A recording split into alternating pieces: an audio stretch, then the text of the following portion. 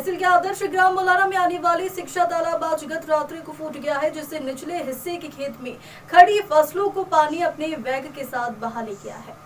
इस तालाब से रबी सीजन में गेहूं की फसल की जाती है, जिससे अब आगे किसानों को और परेशानियों का सामना करना पड़ता है, क्योंकि अब किसान अपनी रबी की फसल कैसे सिंचित कर पाएगा, यह चिंता का विषय है।